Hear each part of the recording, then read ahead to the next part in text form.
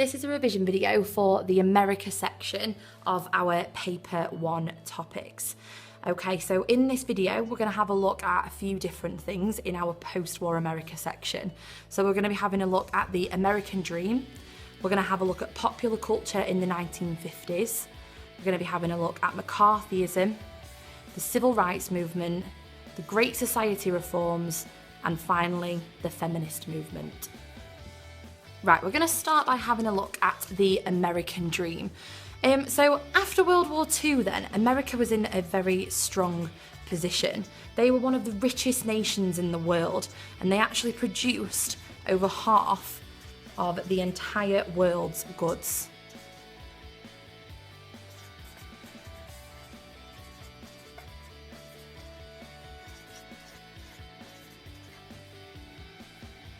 The idea then of the American dream mainly comes from returning soldiers. So when soldiers returned from war, a lot of them wanted to settle down. Okay, so it was returning soldiers after World War II. Okay, they wanted to settle down. They wanted this idea of having a lovely wife, a dog, a garden, and this is where this idea of a lovely white picket fence might come from. And that's where the idea of the American dream stems from. Many luxuries then were now considered essential items. So a lot of people wanted things like fridges, they wanted cars and radios, etc. And it was this idea of keeping up with what the neighbours have got next door, this idea of domestic bliss. People now accepted then that spending being quite normal, this idea that advertisers then really hooked onto. So spending became quite normal.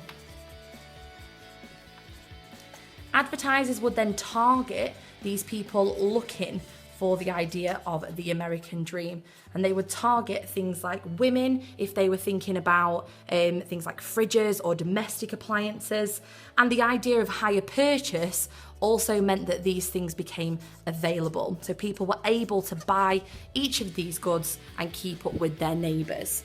So the idea of the American dream, summed up in a nutshell, is simply this idea of people wanting this perfect family life after the Second World War. Right, we're going to move on to now having a look at popular culture in the 1950s, and this really stems from this optimistic future, this ideal of the American dream. So it's focused mainly on TV, radio and film.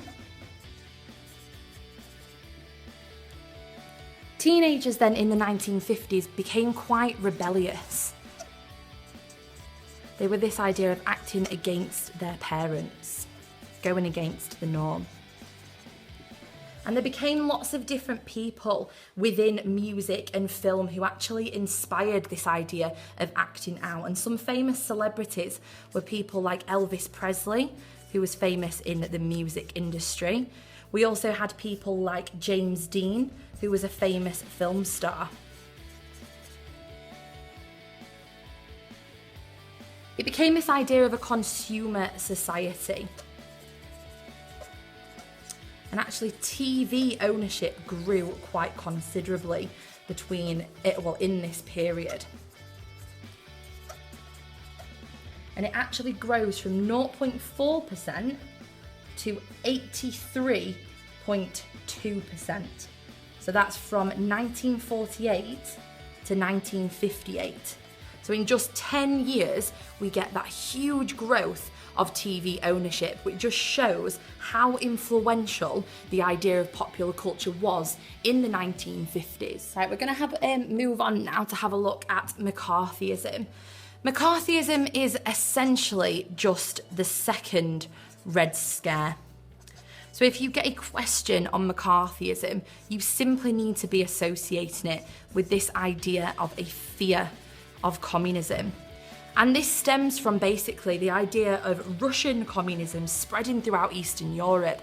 And by 1949, China had already become communist. So the ideas were spreading at quite a rapid pace. The American government then became really scared of this, and they set up the Un-American Activities Committee to seek out communists. More often than not, it was really difficult to prove. So a lot of people were sacked from their jobs anyway, and they were sacked unfairly because there was no proof there that actually they were communist. And the most famous person who was like a communist hunter was Senator Joe McCarthy. And that is where the idea of McCarthyism comes from. So Senator Joe McCarthy, okay?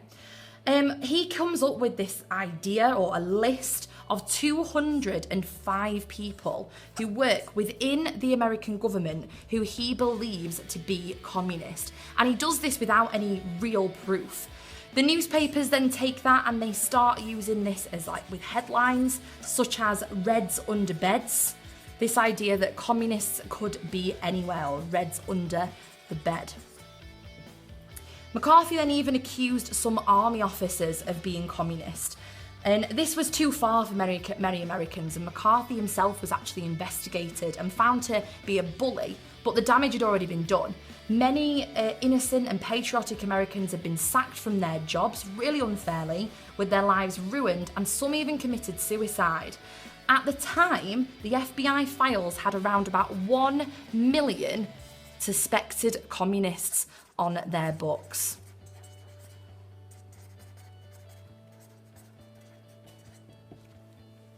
Right, we're going to move on now to have a look at the civil rights movement, and we're going to focus in this section on peaceful protesting. So we're going to break it up into peaceful and violent protests. When we have a look at peaceful protests, then we usually associate the leader of many of the different peaceful protests as Martin Luther King Jr. And what he's doing in this fight is he's fighting for African Americans in the 1950s. And many of them face a lot of problems, and the problems are mainly down to the Jim Crow laws. And the Jim Crow laws are essentially segregation laws. And what segregation means is it means that people are kept separate. So blacks and whites are kept separate in things like education, in things like voting or not being given the right to vote, things like a fair trial, in transport. So there's lots of different things that the Jim Crow laws stop people from being able to access. So we're going to have a think about the different peaceful protests which happen during the 1950s and 60s, which try to go against that. So we're going to start off and we're going to have a look at them in chronological order. We're going to start off with Brown versus the Board of Education. So Brown versus Board then is in 1954. And what that does is it essentially goes some way to desegregate education. The Chief Justice in this case rules that black and white people should be educated together. And it's after the case of Linda Brown, who has to travel miles and miles to get to a black school when there is a white school nearby. So it goes some way to start to desegregate education. After that then, in 1957, we get another incident which is actually connected to education, and that's at Little Rock High School. At Little Rock High... Right, we're going to move on now to have a look at the civil rights movement. And we're going to split the civil rights movement down into two separate sections. And in this one, we're going to have a look at peaceful protests, and then we're going to have a look at violent protests. So in the 1950s, African Americans faced many problems due to the Jim Crow laws. And basically what the Jim Crow laws were is they segregated blacks and whites, and they were really prominent in the South. So they were essentially the segregation laws. So when we think about peaceful protesting then, we're thinking really quite prominently about one man who essentially fits in towards the end of the period and starts to change mindsets. And that's Martin Luther King, and he becomes quite a prominent figure in the civil rights movement. So we're going to have a look at some different types of protests which happen throughout the 1950s and 1960s, which go some way to having to getting rid of segregation in America. So we're going to start off with Brown versus Board. And that is something which happens in 1954. Sorry, Brown versus Board in 1954. And basically then what happens in Brown v. Board is a little girl called Linda Brown wants to go to a school which is really, really close to her house. and they won't let her because it's a white-only school. And they take then the Board of Education to the Supreme Court, and the Supreme Court rules that it's unfair to make her go to that black school when there's a white school so close by. So the case goes towards desegregating education. So desegregating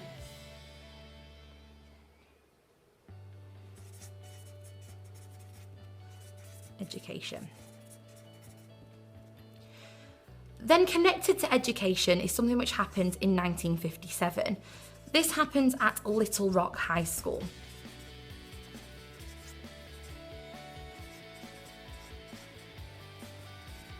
And what happens then in 1957 is 9 black students try to enroll at Little Rock High School. And Little Rock High School is a white-only school.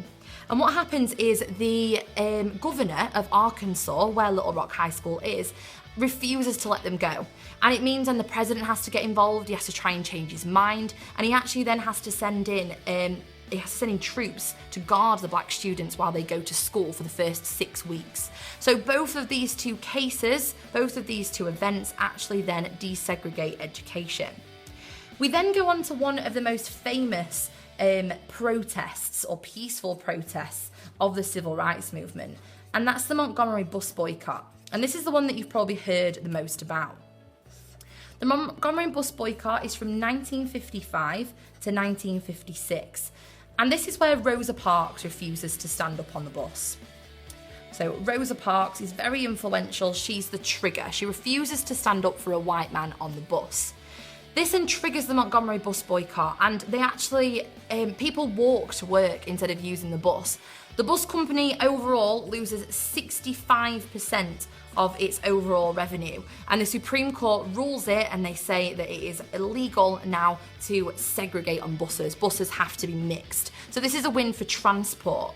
This then fits into really well if you think about then other movements throughout the 1950s and 60s. So we get the sit-in movement, and then we also have freedom rides. And these are just simply examples of other protests which happen. And basically these are black and white protesters. They would sit together in cafes or on buses that were meant to have separate black and white areas. They were punched, they were kicked, they were spat on, but they always refused to move, and they never fought back. And that is really important when we think about peaceful protesting. They never fought back. Then probably the most important one for us to remember is something that happened in 1963, and that is the March on Washington.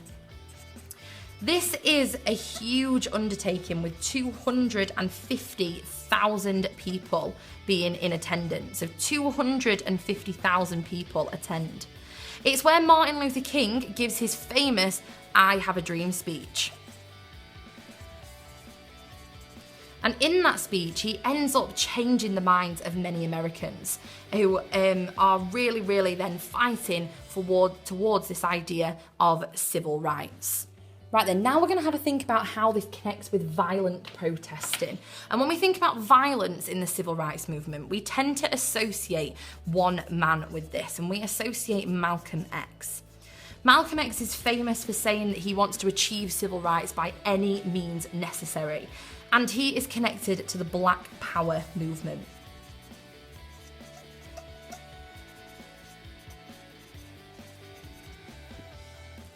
The Black Power movement did not believe that black people would eventually get equality by simply asking for it, so they were big advocates of violence. The Black Panthers were another group which advocated this. And they were even more violent. They believed that black people should arm themselves and force the whites to give equality. These methods then actually ended up leading to riots, and there's quite a few famous riots that you can remember. We've got one in 1965, which happens in LA. We've then got another one which happens in 1967 in Detroit. And there's a few throughout America as well. However, how much they were caused by the Black Power movement or how much they were actually caused by poor policing is something that we can question. However, even if we're thinking about violent protesting and we've just had a thought about peaceful protesting, there's three major changes that the civil rights movement brings about and three major laws. And the first one is the Civil Rights Act. So the Civil Rights Act comes about in 1964. And what that does is it makes segregation of jobs illegal. We then get the Voting Rights Act.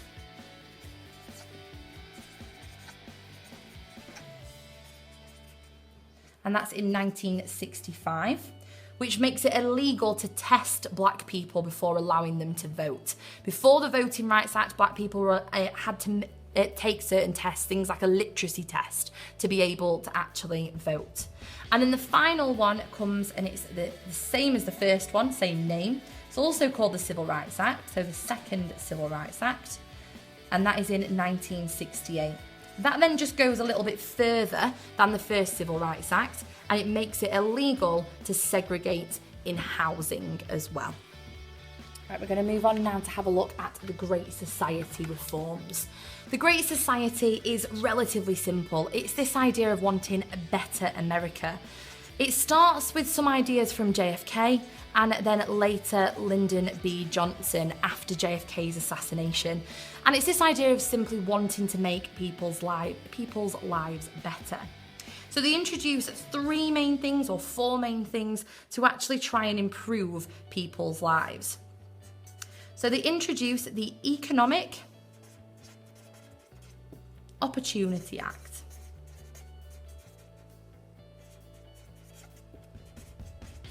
In 1964. And basically what this does is it provides training to youth.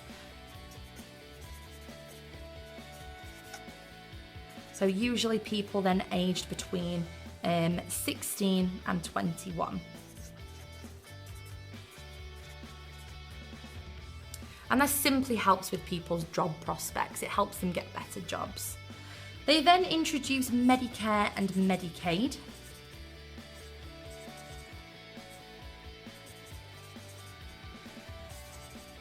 And as the name suggests, this provides medical care. So it provides medical care for poor people and over 65s.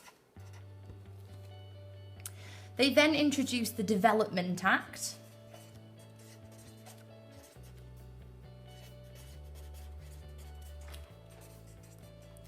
So the Development Act is introduced in 1964. And what this does is it actually starts introducing new houses and it replaces a lot of different slums.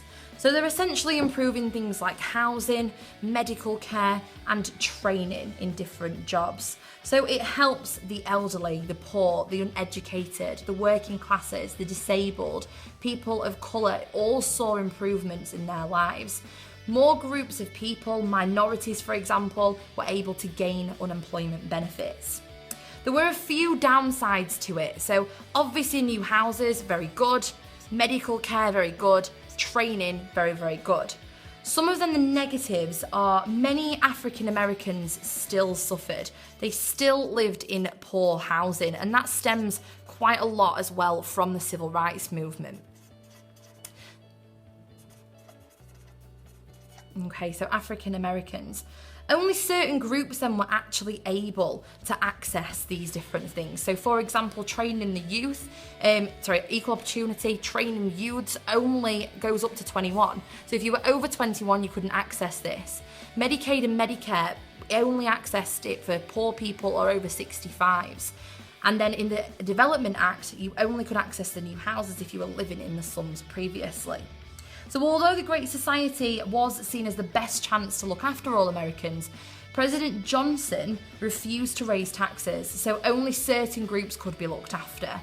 Money due to be spent on these reforms was instead being spent on the Vietnam War. So all of these different things to do with the Great Society were always going to be limited. Right, the final section we're going to have a look at then is the feminist movement. So although women had the right to vote after World War I, many women were quite frustrated now following World War II. Because in World War II, obviously, they were allowed to go out, they were allowed to get jobs, and it's now this idea that they are being expected to go back into the role as a housewife.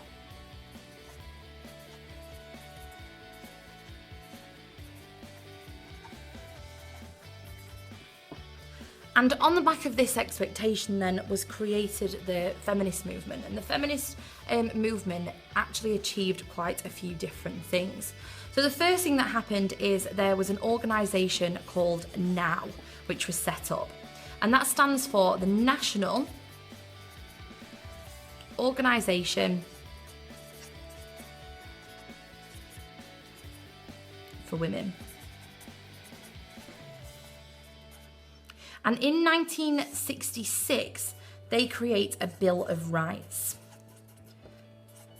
And within this Bill of Rights, they then say that women are entitled to certain things. And then they go about in the feminist movement trying to achieve those certain. And one of the first things they campaign for is equal pay. And that actually comes around in 1963 in the Equal Pay Act. So in the Equal Pay Act in 1963, it was made illegal to pay a woman a different amount to a man who is doing the same job. Then in 1973, we get the court case of Roe versus Wade. And in that court case, it actually makes abortion legal. So it becomes then more of a woman's right of choice, this idea of a freedom over their own bodies. Alongside that then, the Supreme Court also then rules that contraception is made available. So contraception is available for everybody who wants it. And it's this idea of freedom, this idea of feminism going towards freedom and changing attitudes. So although some people's attitudes didn't change, and a lot of different religious groups still opposed this idea of feminism, particularly connected to abortion and contraception. By 1970, some attitudes were beginning to change towards women. Okay, so that is pretty much everything that you need to know in your post-war section.